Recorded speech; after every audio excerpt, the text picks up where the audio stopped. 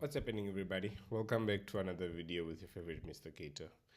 In today's video, I got to be asked a very interesting question, which was how to get the best out of your gap year. I had to read it from the other screen.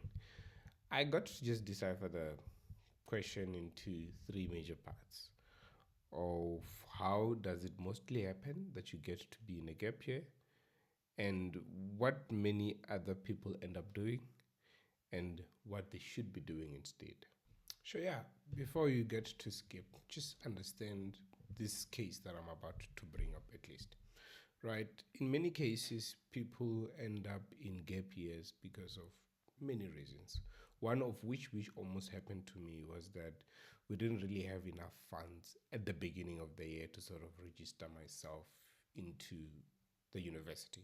So at that point, probably I was just going to get excluded. And what do I have to do?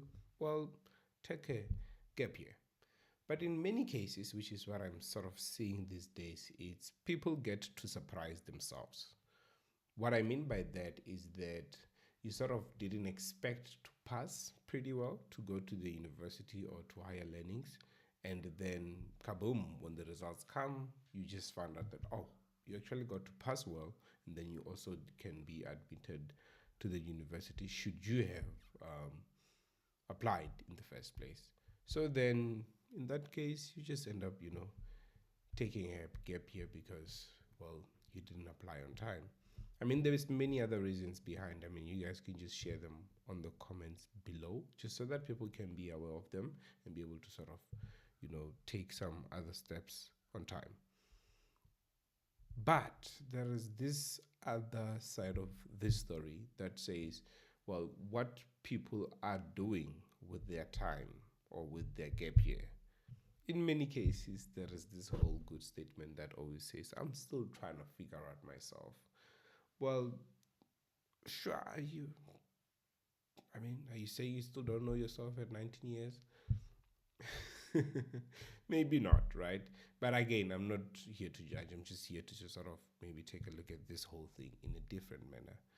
You can't really be looking at yourself, oh, trying to figure out for a whole year, unless otherwise you have certain things that you have sort of set up for the year that you want to really look at, and then change, if it's habits, if it's the way you see the world, if it's the way you see yourself, or anything that for that matter that you probably want to try and change for the year, then that's a whole topic.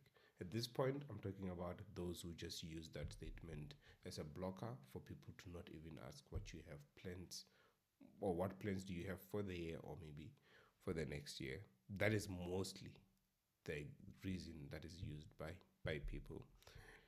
And when I sit down, I always be like, well, they can literally do this instead of just giving that reason to block out anything. You can use the time to do your driver's license if you haven't done it. Like some of us, we did it when we were very old, which is crazy.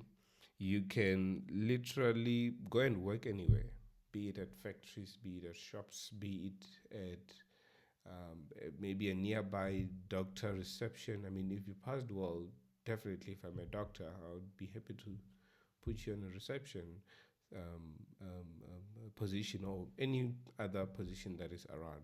Maybe go and help your uncle with managing their spaza shop or something like that. It could be many of the reasons that you sort of can work locally or work anywhere. And the last one, which for me, I find this much more useful than the first two, right? You can be learning in the meantime. I mean, I've seen many people have gotten to a point where they lean more into this formal education more than just education is education. What I mean by that is there is courses and content that me and my team always gets to record for the YouTube channel. Currently, it's still on the same channel, but we're going to definitely create a new one, and then it's going to focus purely on software development or software engineering and anything related to that. And then we're going to dump the course that side. And then there's things like, Coursera, there's other interesting YouTube channels as well that you can find around the course you might want to do. And what's nice about that, it sort of gives you a glimpse of what the course that you might want to do the next year will give you. In many cases, you can decide, oh, that's a great course for me. Oh, maybe I just chose the wrong strand of it.